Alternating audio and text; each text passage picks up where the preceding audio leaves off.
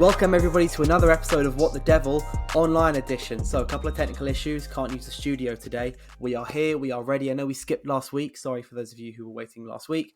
But me, Kane and Yusuf are here, we're back and we're ready to talk about football. And brilliantly, this morning, it was announced that Erik ten Hag has signed, well, not a new contract, but had his current deal extended. The club have very much dressed it as like a mutual agreement between all parties. The agent said, I'm happy that we've been able to help out with all the stuff. But in essence, all they've done is just activated the 1 year extension in the deal that he signed back in 2022. There's no new contract, and it seems that he's keeping for now all of the veto powers and all the other powers he originally had written into his contract, which is interesting because all the reports stated that there was going to need to be compromises on both sides. But it seems as if he's kept everything that he originally had to start with. Yeah. And Kane, I know you have a point about the influence that Ashworth. So Dan Ashworth, obviously, who came in a couple of days ago. This is his second day, I want to say, working for the club. And there's already a statement about him and Ten Hag and everything as a new sporting director. But I know you have a theory about the influence that he's had over these contract negotiations. Well, yeah. I mean, like probably many fans did, when Ashworth was essentially announced like months ago, and we just had to wait. But when that happened, I wanted to look back at a few of the interviews he's done at Brighton, Newcastle, and kind of read more about him. And there was quite a stark point he made in one of those interviews when he was back at Brighton, and he did say that despite him and all the transfer experts being so brilliant at their job and they want to get the best players in, if the manager at the time, Graham Potter, doesn't agree with those moves, then they're pointless because you're bringing players in to play under a manager, and the manager needs to be at one, like, kind of in agreement with with those transfer experts. So I've seen a lot about this Ten Hag keeping his veto, but I don't think that was ever the problem. That wasn't why, because the recruitment side, all the people at the top have their own vetoes as well. John Murta had his veto, and the problem was that you didn't have those experts in place to either veto against Ten Hag's ideas or bring better players to the table, because it's this idea that Ten Hag's going to refuse any player that Ashworth or Viver or Wilcox puts onto the table is ridiculous.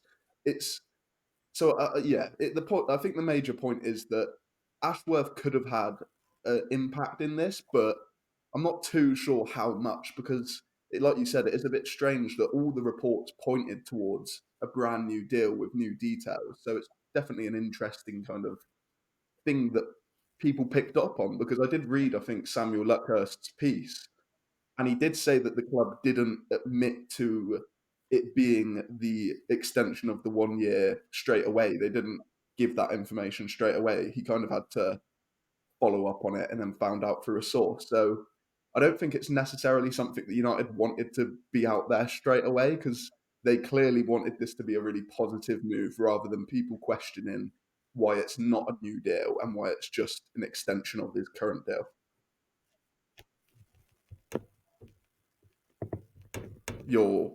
I'm muted. This is Yeah.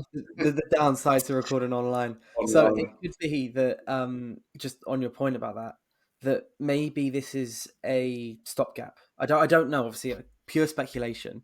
But since, as you said, everything was pointing towards a new deal, as much as those who do or don't trust Fabrizio Romano, he was saying new deal, new contract.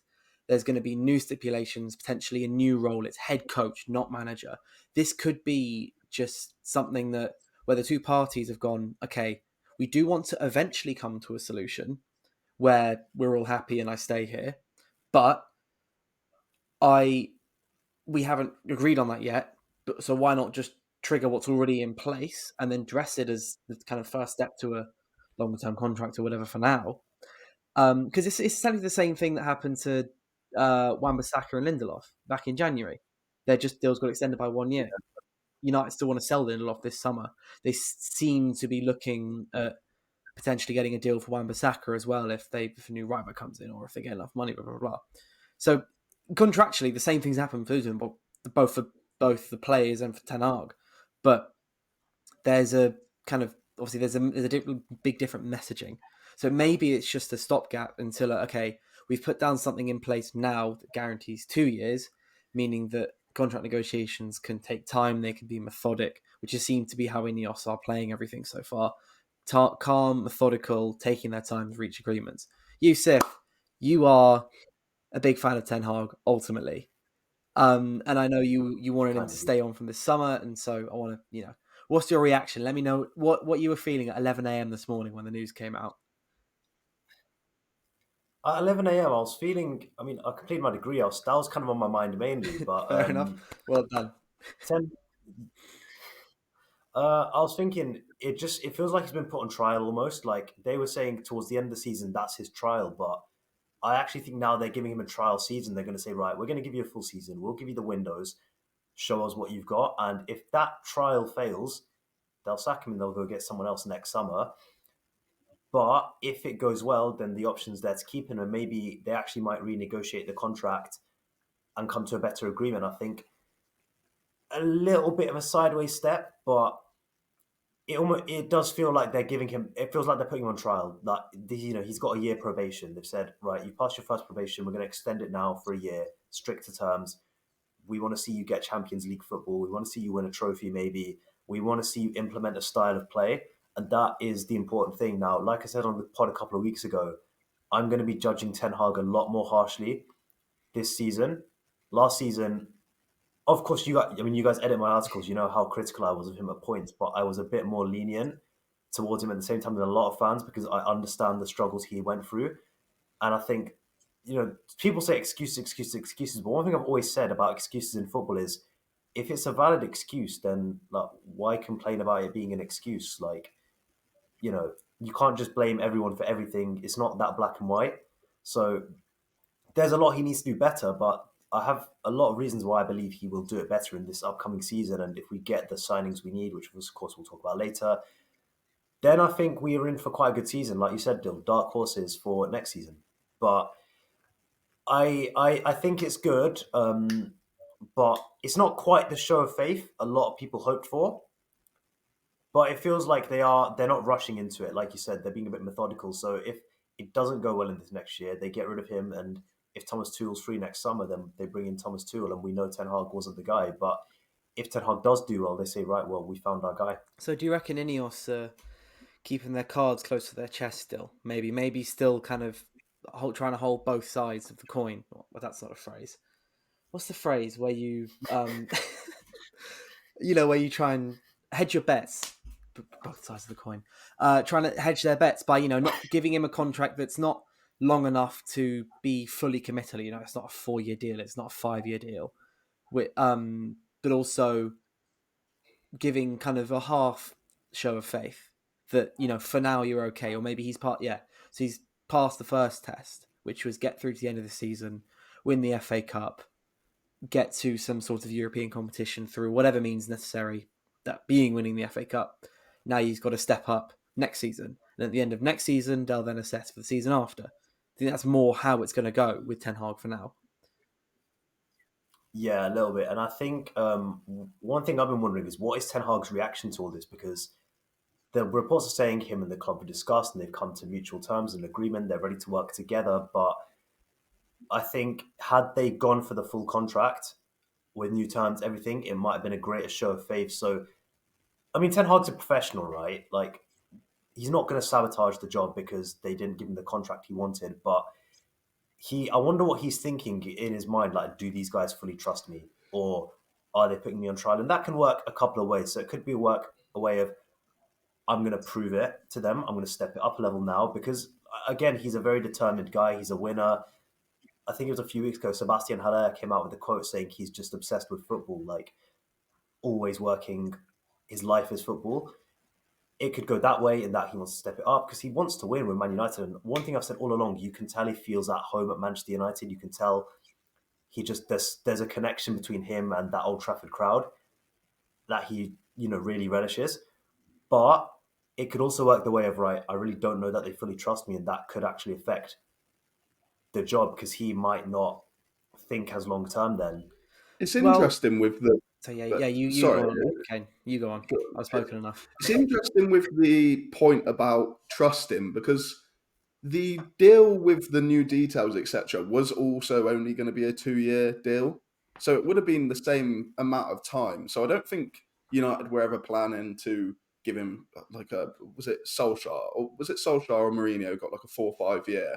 But yeah, I don't think they were planning on going long term with the length of the contract anyway. So that in terms of security, in terms of time, I don't think anything's really changed. It's mainly the responsibilities, which is the strange thing to me because obviously reports etc. all really honed in on the point that he was going to be the head coach and not the manager, and that maybe he wouldn't have responsibilities elsewhere. So for me, it's just a little bit.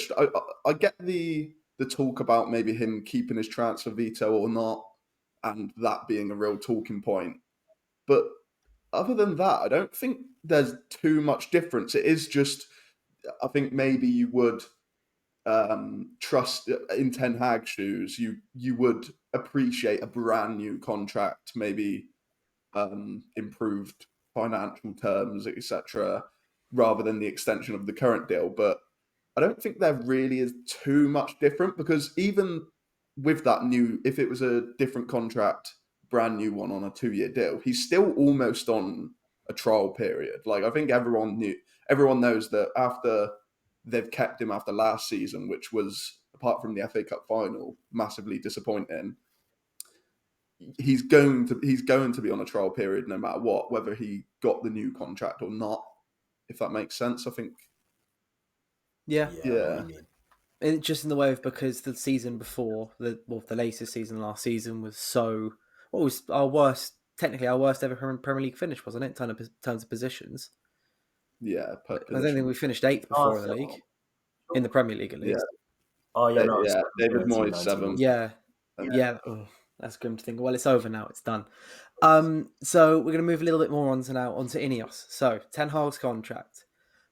A lot of people seem to be either happy or indifferent about it, going, we're just going to see what happens. There are obviously a should we say, a loud minority who are vocally unhappy about Ten Hag staying, but that's just, that's how it's always going to be.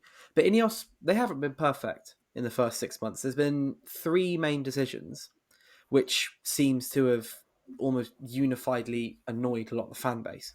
One of them is the women's team treatment, is that it seems very much like women's team are second priority at the moment compared to the men's, or as Jim Ratcliffe said, first team, which is I don't know how much of just of a one-off innocent error that was, but it wasn't a great one for someone who I'm assuming is pretty well PR trained.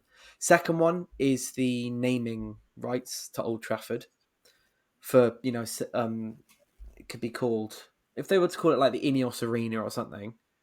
I maybe fans would be more happy with that. But if they just sell it to Sainsbury's or whatever, then you're not going to have Sainsbury's Old Trafford. Not be good. And the third thing that they've, what's the third one? Kane, the women's team. So we got the And women's team, the controversial decisions that Ratcliffe has made. yeah, Blimey. there's a third Um, one. the cutting the staff. The cutting of the staff. Thank you, Yusuf. Yeah, the staff. So the staff one maybe is the least controversial of the 3. The numbers are pretty big, but when you actually break them down, 1,100 staff, it seems like the club, is quite bloated. We've hired a lot of people focusing on very commercial stuff for the last few years. So that's something that, honestly, I feel like I can't really comment on because that's pure business decisions from a businessman, and it tends to be what INEOS do when they've yeah, just and vaguely reading up on different companies. with that as well, it seems a little bit strange because maybe if it was Ratcliffe who was at the club for a long time and INEOS were at the club for a long time and they brought in all like this what they would say is a bloated staff, then maybe you could blame them a little bit more because they've brought it in, but they've come into the club, made their assessment and gone, we've got too much staff across the board. And reports didn't say, because I think a lot of people think that this is just all people right at the bottom just getting swept, but reports have said that it is at all levels of the club. It's managers, it's people at the bottom, it's people in the middle. So yeah, I mean, like you said, we don't have the details and enough knowledge to probably comment properly on it. But like you said, I think it's the least controversial out of Yeah. the three. I think the women's team is the most controversial one. So obviously, a couple of weeks ago, it was announced the £50 million revamp of Carrington, which I think we can all agree is definitely, and Cristiano Ronaldo will agree, is definitely needed. But the women's team only had their new base built and finished a couple of months ago, and now they've been kicked out of it and then put into porter cabins. Well, that was the idea. They'd get into portable things to be their base. And now, I think it was yesterday, The Athletic then reported that a new idea was that the women's team would get sent to St George's, England's training camp, Yeah, as their for training base. that was for I think for a pre-season period. I don't think That for a pre-season period. But yeah, I think it so. does feel a little bit like I can't offer a solution, which is why I can't criticize. I feel like I can't criticize it too much. But I just feel like overall the treatment of the women's team so far has been subpar. You had the End party of being season moved, awards. end of season awards. They were then moved, so people then cancelled holidays. Then they were cancelled, and the women's team weren't even informed. And there's been this whole thing. And the women's team, they won an FA Cup last year, and since they've had Mary Earps, club captain Anya Battle, yeah, I can never remember if I can say it right, and then Lucia Garcia, all leaving on free contracts. It feels a little bit. Hopefully, Dan Ashworth coming in, who is known to be fairly involved in women's teams, both with the FA and when he was at Brighton and when he was at Newcastle, will then kind of kick things up and kick things into gear. But Yeah. and it just feels a little disheartening because there's a large crowd who really enjoy the women's game, especially young girls and young women and young boys as well, who are kind of just getting into football now on both the men's and women's side. And I'm just not a massive fan of how they've handled it. Yeah, like you said, with the kind of training ground situation, it's difficult, isn't it? Because obviously, if they are revamping the men's, what then happens? I think the main problem with that is that it is a new women's space, which has been built after they've had really poor conditions beforehand. So obviously, we've known about reports from the Athletic, etc., from a couple years back where the women were training in similar conditions to what they're going to be training in this year. So it's not like the women would be making a one-off change after having brilliant facilities for a bit, and they go, okay, well, we've had these facilities for a while. We'll kind of downgrade a little bit while the men have their upgrade. But they've only just got that building, like you mentioned, Dill. Yeah, So I feel almost a bit bad for them. I think that's the problem with that one. I'm not entirely clued up on the women's transfer strategy and etc. But from what I've seen from a few people that I follow is that's not as much of a concern. I think as well. I mean, I don't follow the women's game apart from like United games now and then. But are free contracts not a bit more regular than they are in the men's game? Yeah. So They I seem don't know. to If be, but I'm not entirely sure. Like I know Alessia Russo also left for free after Yeah, United rejected a world record bid for her, yeah. and I think maybe it there's is they just signed a new player for free as well.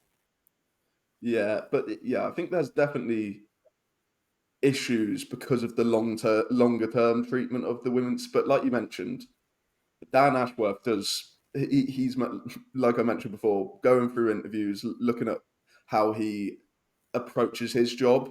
He seems to be really interested in kind of making sure the women's team of whatever club he's at Yeah, I hope now, so. United, is doing well. So yeah, hopefully they can change that. Yusuf, I'm going to come to you for the name changing of the stadium. I just want to get your thoughts on it. I know I said Sainsbury's. That was just the first thing that popped into my head. So I went down there this morning. But it can't happen, can it? You can't sell the naming rights for Old Trafford. We'll always know it as Old Trafford, but it would just be grim. It would just be grim. Like this hyper commercialization of football. I mean, surely there's another way to raise money for the stadium.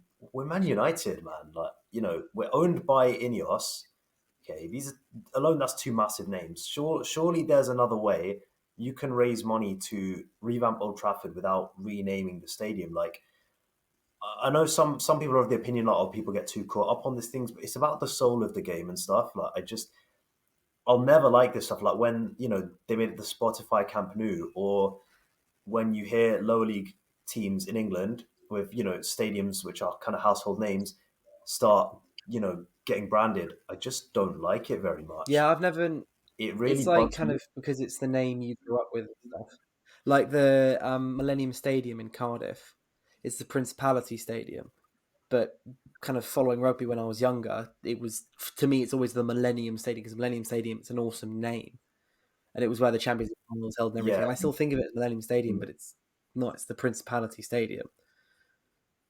about an hour down the M4, the Liberty Stadium, Swansea is now the Swansea.com stadium. I'm just like, Yeah, it come on, surely, it just surely it's better than it that. does take away a bit of the magic, doesn't it? Like, Goodison Park become. I know Yeah, there's betting companies got them, but Goodison Park changes, Anfield changes. There are ways of making it better if you build a new stadium. I feel that's a bit different. For Yeah. example, the Emirates or the Etihad, they've built these, or at least highly refurbished, they've built these stadiums, and that's been the name from minute one. But I feel like changing the name from an iconic name of the same stadium to something else, it just doesn't work. yeah, it doesn't. And you know what it is like? Honestly, I could see our fans protesting about this. I know that sounds silly, but United fans, given the history of Old Trafford, they're very much the type that if it was announced, they'd go outside Old Trafford and they'd start Yeah, protesting. probably. Honestly, I would never go that far myself. All right, but I would really dislike it if they changed Old Trafford to, I don't know, like INEOS Old Trafford, or um, the Adidas Arena or whatever, something like that. I was just thinking, wasn't there a stipulation where it would be slightly different if it was a new stadium? So I feel like the Athletic mentioned that obviously Wembley Stadium is Wembley Stadium, and it's Wembley Stadium connected by EE.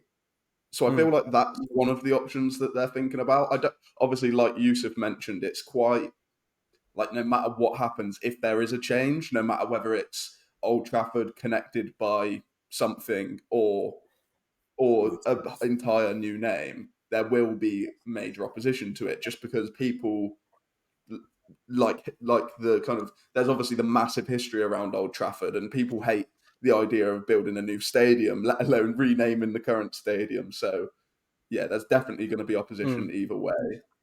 I do want to touch on the new stadium stuff in a sec. Kane, I mentioned this to you this morning when we were having a chat. Yusuf, this is a theory I have about the new stadium and versus refurbing Old Trafford. In the last few weeks, they've announced that they're changing and upgrading the player tunnels and stuff, and they're also rebuilding a load of seats and things.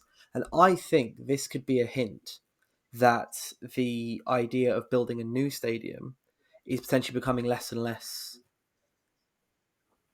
able. That's the right word. Like, it's Well, seeming like yeah, less and less like it's and a viable option for INEOS and for United to actually succeed with. Because why would you be spending multiple millions of pounds on refurbishing these new parts of Old Trafford, blah, blah, blah, if you were going to build a new stadium in a couple of years anyway? Because it seems like a decision that they want to make sooner rather than later. We're not going to wait 10 years down the line, then build the stadium. If we're going to build a stadium, we'll start doing it next year, kind of thing. And you've had the regeneration. I forgot what the task force was called. The one with Seb Coe and Gary Neville, etc. Yeah. They're gonna be talking. They're gonna be speaking, and it feels like there's more and more signs that Old Trafford is going to be done up rather than a whole new stadium going to be built. see, I think you can do a state. Okay, I'm not an architect. I have to say, I think you can do a stadium and it almost comes out as new, but you kind of keep the essence of it. And I could see something like that happening where it's not a new stadium, but a lot of the parts of it get replaced. It maybe gets expanded a little bit. I think building an entire new stadium was always going to be a complicated project, given the size of Old Trafford, given the rail lines behind all of the stands. It was always going to be a bit difficult, but I think you can get a refurbed Old Trafford and it's a world class stadium. And I think we do need it, to be honest. As much as I love Old Trafford, it is a dump. Yeah, last time I went there, I remember when I recorded a pod with Flex about a month ago, maybe a month and a half ago. I went there. I was a bit underwhelmed, and I hate saying that when I went, like, what in the way of, it's still the grand Old Trafford. It had one of the few times I've been able to actually get up and watch a game there, but it was like when I got there, it was all dirty. It was there was seen, obviously we've all seen the waterfalls and the leaks, and the third highest waterfall in the UK or whatever the statistic is. A But little away dressing room after Arsenal. it just felt a little kind of, I don't know if underwhelming is the right word, but I was a bit just like, oh, it's not like, it wasn't grand. It felt run down. And yeah, if you build a new stadium, it's obviously all out of our control. I would, in an ideal world, want a new stadium, but I'm fully aware and I completely understand those who would be heavily against that, especially those who've been going for 40, 50 plus years to Old Trafford. But Yeah, no, I feel like, I actually quite like the design of Old Trafford. Like, how the top has like the white bits I and like that stuff. it's I like And that it's it's not, the shape of a football pitch, that it's not a bowl. I'm not a yeah, massive fan of these bowls. That's the one thing I'd be worried about if we built new stadiums, if it's a bowl.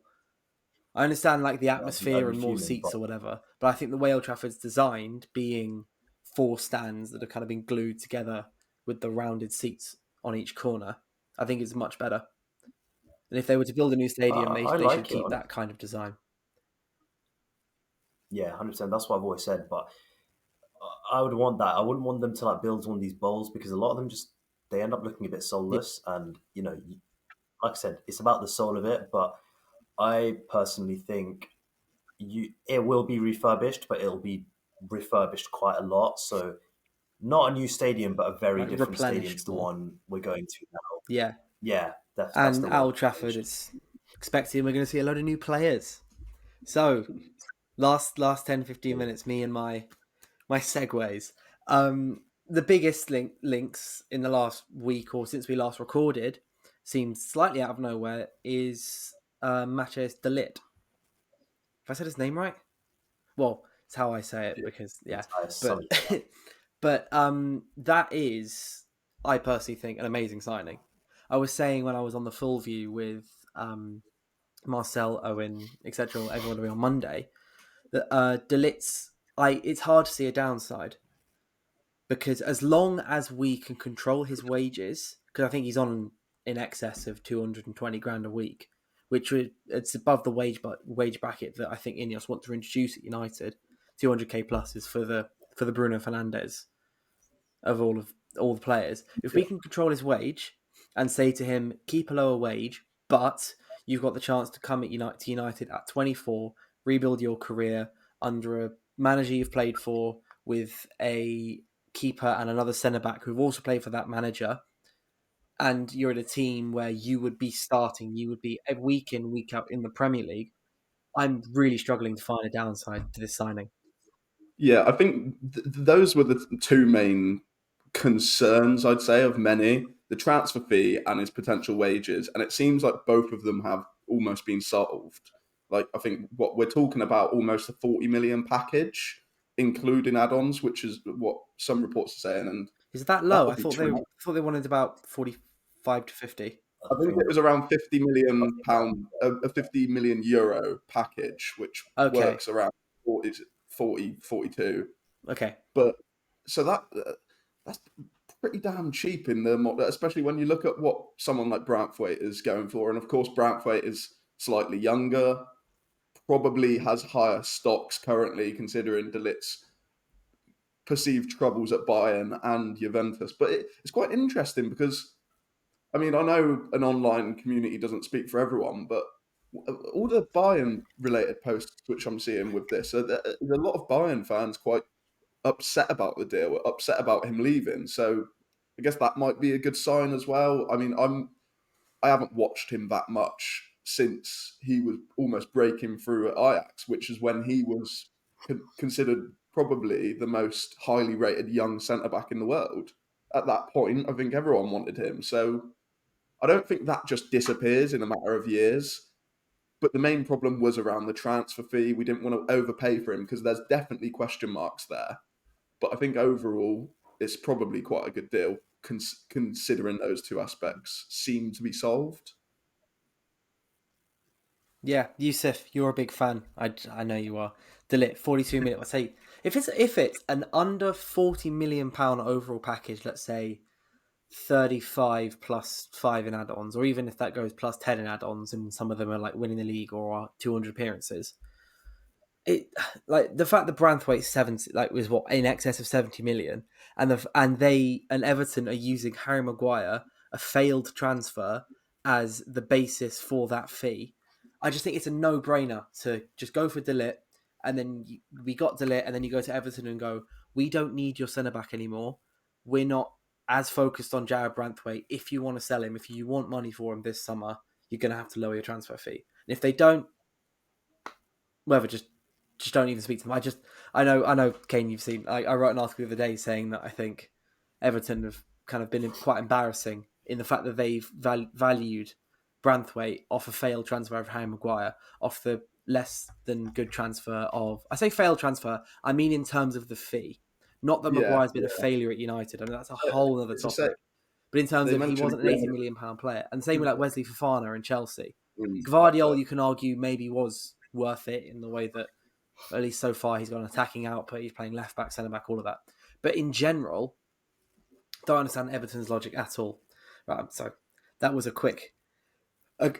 Branthwaite, Use it. according to reports, Branthwaite isn't too happy, and I don't think he'd be one like.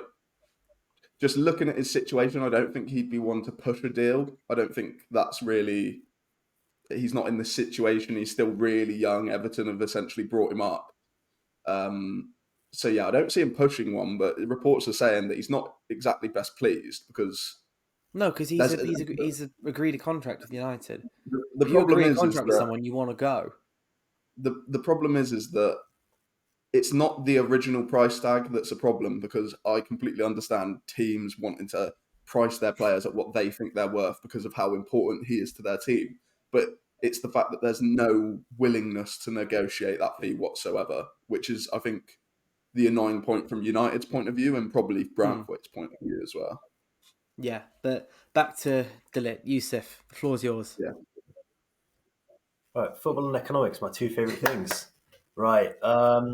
Firstly, on De Ligt's contract, one thing I'm going to say is I was having a chat with a friend of mine. He said a lot of the contract is actually bonuses and stuff. So whilst he's on high wages at Bayern, it's a little bit inflated. Yeah. So, and that's quite common in European contracts. I find there's a lot of like bonus clauses, all these kind of things. So in reality, what he'll probably earn here, and apparently he's going to agree to this, is about £190,000 a week, and that is, I think, a good deal, to be honest. Like you said, he has Onana played under Ten Hag, and he played under Ten Hag. Remember, they actually played together in that Champions League run, Onana and De Ligt, so they know each other. In terms of the fit, I think De Ligt and Lisandro Martinez are not a perfect fit next to each other. You probably want someone a little bit more athletic. I mean, De Ligt, he's fast in a straight line, but on the turn, he can be a little bit awkward.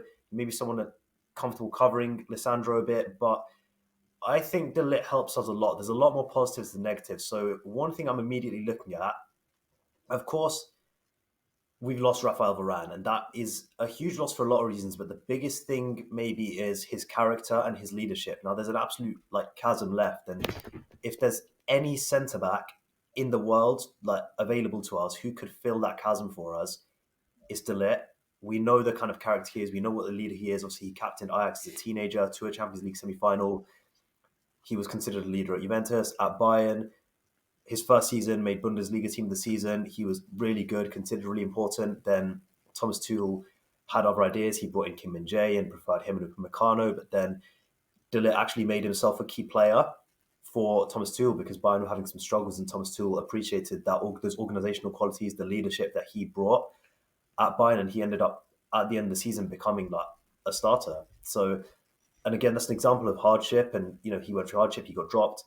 Some players would have gone to the media, whatever. He stayed, worked hard, he won his place back. And you need characters like that in the dressing room. So I think Dillitt's character, his leadership, are really important qualities. And I sent some article the other day that if Bruno Fernandes leaves in 2 or 3 years, that's probably the next captain of the club right there because he's got that personality about him. I could very much. It's a big shout, but I'm convinced. I'm it's convinced also not Dallow's just next. because I can I'm see it. convinced Dallow's next. It could be. It could well be Yeah. Dallo, but I think that I could see it being Ligt if he came because he is just a Yeah. leader, like a pure leader. Everything about him screams it. In terms of on the pitch, I immediately think he helps us a lot out of possession because he's comfortable starting high up the pitch. So now, one of the problems this season is that players are not as comfortable starting high up the pitch without Lisandro Martinez. So when it's Martinez and Varane, they start high, they constrict the space, that's fine. Maguire, Evans, they start a little bit deeper because they're a little bit slower, not as good on the turn. They'll step up. Maguire, we know from deep will step up a lot, but Varane has a start position that's initially higher.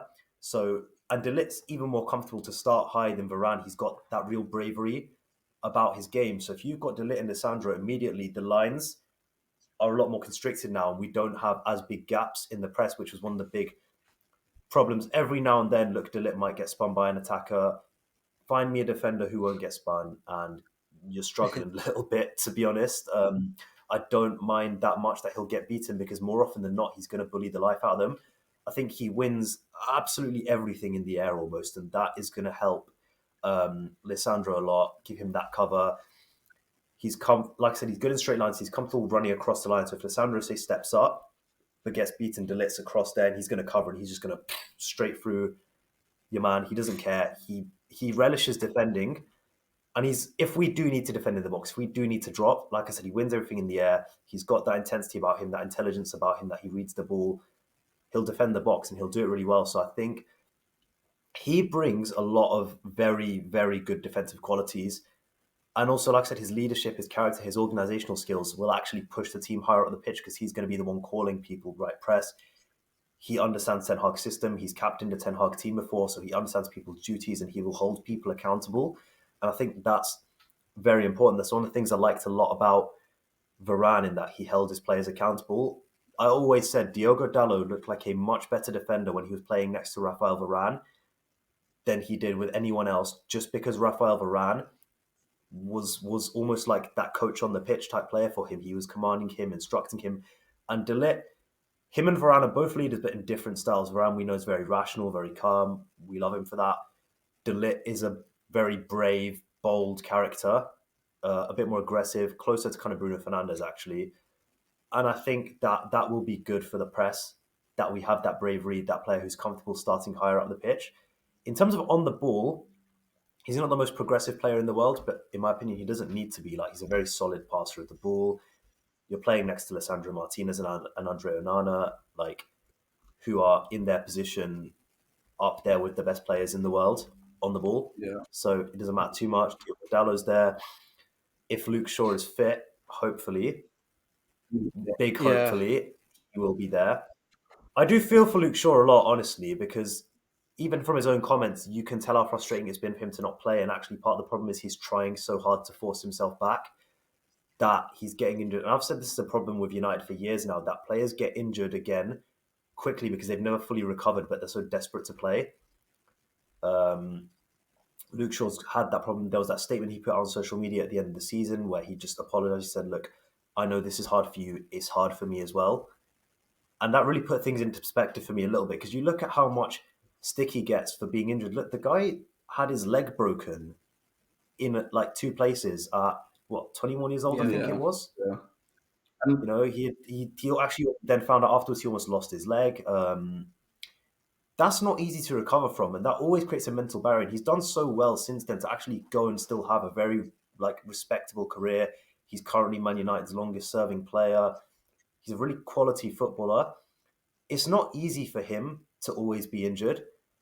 And even 22, 23, he actually played a lot of football. He's had these seasons where he's played a lot of football, but last season it was just he couldn't get fit again. He just couldn't fully recover. And we need better recovery processes in place in general. So I do feel for Luke Shaw a lot. But anyways, back to the point.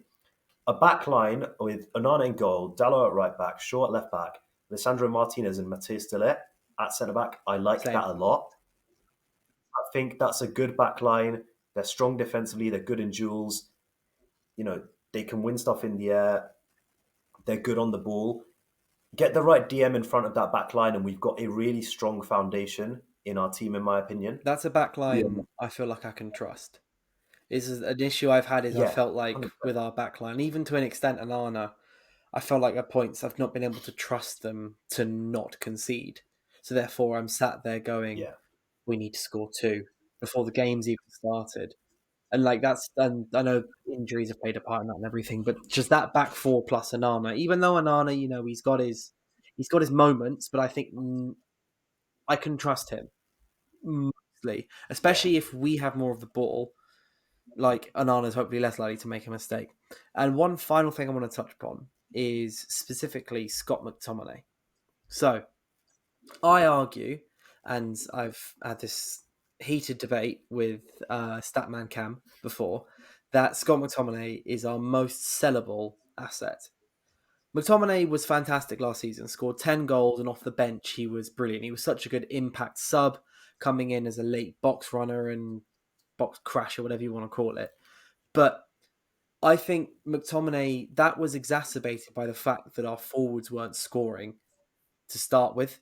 If you have scoring forwards and you have enough forwards, you don't need someone like Scott McTominay on the bench to come and box crash because you already have forwards in the team who can do the same thing. If we have Rasmus Højlund at striker and then Rashford, Garnacho left wingers, another striker, let's say it's Joshua Zirkzee or whoever, I just mean in general, another striker. And on the right wing, you've got Ahmad, and then realistically, it's Anthony. Garnacho as a And backup right then, winger before we say anything and else. then let's say, okay, Garnacho on both sides. You have 5 players there who have proven themselves they know how to score goals, and 3 of them will start, meaning 2 of them are off the bench. So you got, say they don't get injured, you then got 2 bench options who can come on, be electric, and score, meaning that Scott McTominay becomes a backup midfielder, and I would rather have a better midfielder as a backup midfielder than Scott McTominay. So if you're getting 25, 30 million for Scott McTominay, sell him, buy your striker that you're buying anyway, and then use that money to buy a new midfielder or 2 new midfielders. Because just Yeah. I don't see why you wouldn't sell him for the right price. I have a couple of points. So in terms of the goals this season, now a lot of people criticize Rasmus Højlund for not getting on the balls that Scott McTominay was getting on.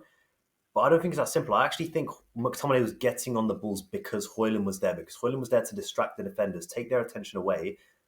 That let McTominay arrive late and not be kind of picked up on as much. If you had someone who was not distracting the defenders, McTominay would have found it harder to score goals. Yeah. Now, at times Højlund was just unlucky. At times he was a bit out of tune with terms of his runs and his teammates, and that's not easy as a young player, especially when the attack's changing so much around you. But I think Højlund's presence allowed McTominay to score more goals. Definitely. On that, Yusuf, I remember midway through the season, I'm not entirely sure if it relates to the last couple goals he scored at the end of the season, but I remember looking, and Højlund was on the pitch for every single McTominay goal up until a point midway through the season. And there was like you said, there was multiple times where Højlund would make one run, he potentially could get on it, and McTominay runs into the space. And that's not to say that that's bad from McTominay, but you could definitely see they were working together. It was almost a good partnership at points last season, I think, between those two. But McTominay is such a difficult one, I think, because I completely, if Cam was here, he'd be banging the drum about the off-pitch impact, which, He'd like be livid with me. Yusuf mentioned, with the Ligt coming in, that will be a thing that he'll probably bring in, leadership off the pitch, and that's definitely something that McTominay offers. Like, I think everyone realizes that. I think in my point of view, at this point in time, we haven't sold anyone properly yet. I mean, a few people have left on a freeze or young players leaving, but if we can actually get other players out the door and have enough money to spend on all of our priorities, all of our main priorities this summer, I would be open to having him on that bench as a wild card option, an important squad player. But if it is down to, oh, we've got a 30 million offer for Scott McTominay and we could reinvest this right now and get an important player for the team that we want, then I think you do let him go. But when you've got players like Sancho and Greenwood who are supposed to be going for £40 million each, I'm starting to doubt whether we can get that for them. But if you can get that money for them, and maybe Harry Maguire, Wan-Bissaka is another player. There's a lot of players who are rumoured to be potentially leaving. If you do get players out the door and have enough money to work with, then I think you do go, okay, well, McTominay, academy lad, he knows what the club's about. People will take the mick and say like, oh, it doesn't matter, but it does matter in a squad. So yeah, I think it depends on where we are in maybe a month's time in terms of other players sold. Because like you said, Dale, there might not be a massive market for certain players. Donny van der Beek, probably no one's probably willing to spend 10, 15 mil on him. But there's definitely going to be clubs in for McTominay if we are looking to sell him. So yeah, I think it depends where we reckon are. half the Premier League would want him. Like, I'm not Yeah. bashing McTominay as a player. I think in the right situation, as he's shown at United, he's a fantastic asset to have. I just think out of the assets we have and the players we can sell, etc., I think his skills are replaceable by just having high quality forwards, which is something United Yeah. should have. So if we're aiming for high quality forwards, we think just don't need his best abilities. What I would say though is McTominay, although I do think his best role is the box crasher trying to get goals, I do think liking bigger games against Manchester City or in different kind of circumstances, he can be really important a little bit deeper. Obviously, he's not the guy to pick the ball off the defenders. We all know that, and I'm not saying that he could be an important player, but I do think he can play. He doesn't need to only be a box crasher. He can play a bit deeper in those more in high intensity games. I do think he's got a role there if United are planning to keep him. But yeah, like I said, I think it can go either way. I think, and this is why I'd argue in defense of keeping him, is that McTominay will do whatever you ask him to do. Pretty much, apart from being a ball player and deeper midfielder. But yeah, and that's just not what he is. But you can ask him to have lesser minutes. You can ask him to have a different role. Maybe in this game you're going to be a bit of a destroyer. In this game, maybe we want you higher up the pitch as like an outlet to aim for, a box crash almost, and he'll do it. And that is why one of the reasons I'd argue in terms of keeping him, and also that character is genuinely just really important. Like, as a manager myself, I will tell you, character creates your squad. I would, if we got a 40 million plus offer or more offer from McTominay, and I feel that is possible, I would sell him. Yeah, 100%. And let me tell you where I think his quality can be replaced, all right? Obviously, Bruno Fernandes, we've not spoken about his ability to get goals. Yeah. All right. That's one thing. Another player who we have on our books right now, and I'm looking at on my screen, a lookalike of Mason Mount. And I feel like, okay.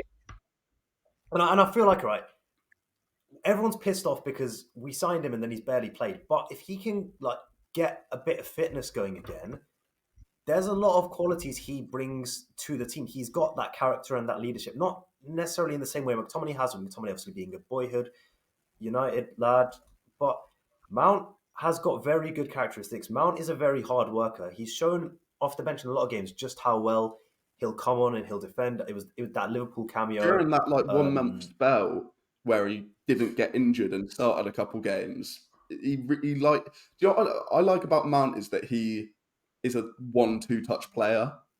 He doesn't carry the ball loads when he doesn't need to. He will just touch pass, and I don't think we've got enough players like that. Ten Hag described him as a dynamic midfielder, and I think I really see what he means. Mount can get goals. He's shown he is able to get goals. because he's good at making those runs from deeper. He can strike the ball quite well. I think it almost sounds weird to say Mount almost replaces McTominay if he leaves. Yeah, I see that. So if we're looking at midfield depth, let's say, all right, we get a DM, all right? Right now it looks like it could be Agata. Maybe we go back in for another. All right, DM. You're Kobe Mainu. You're Bruno Fernandes, all right? And then Mount's almost like flickering in between where Mainu is and where Fernandes is, and he can cover those positions. Then McTominay is almost like another option. There's other players, but I would want to keep McTominay. Like I say, he'd be one of the later players I'm looking at selling. So you've got to get Greenwood and Sancho out the door. Hopefully, another right winger out the door.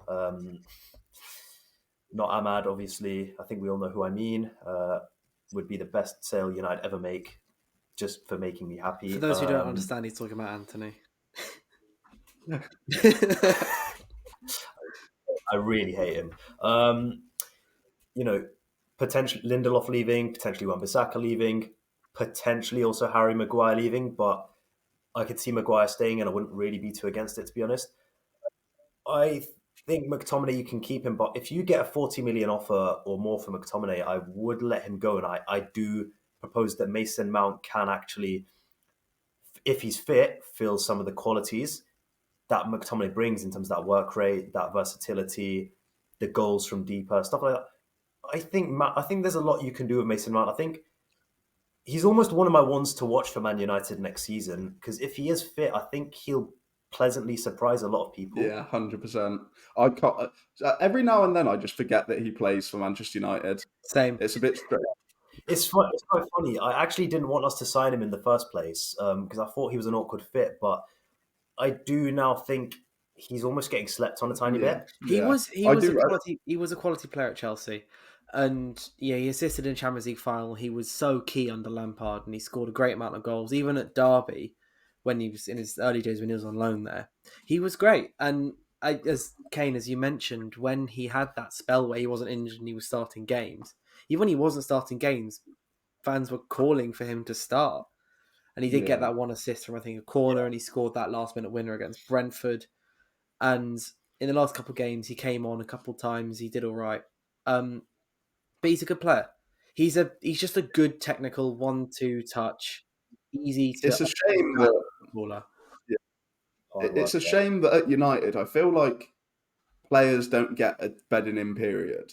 At Manchester City, and deservedly so, because they've got the structure there, which we're obviously trying to build, is that Rodri can have probably a pretty underwhelming debut season because Fernandinho's, but he's still there, like still killing it, and then Rodri can turn into the best Premier League midfielder. At United, it was almost like, oh, we've bought Mason Mount for this much money, so he's got to be really good this first season. And now, we need to stop looking at these so much, in my opinion. Yeah, from my fans. He's what? He's 25 or 26. He's still got like really important years of his career ahead of him. So hopefully, like Yusuf mentioned, hopefully he can actually stay fit and show fans what he can actually do. Because no one we've got good indicators, but no one really knows how he'll do across a whole season. So Ten Hag seems to have a plan for him. The amount he raves about him, and the fact that obviously I think Ten Hag was pushed and happy for the club to sign him. It seems like there was/is a plan for Mason Mount. What that is, we don't know. But as INEOS are continuing to stay with Ten Hag, they like what Ten Hag wants to build, wants to bring. Mount will probably have a big impact on that, and I think that's pretty much all we have time for today. Thank you very much, Kane and Yusuf, for logging on this time instead of coming down to London and speaking with us. But if you did enjoy, please leave a comment. Let us know what you liked, what you didn't like, what you disagree with, what you agree with. Remember, we have Spotify and Apple TV, Apple Podcasts. Also, this goes out on there without the video, just the audio. And apart from that, we will see you all next week.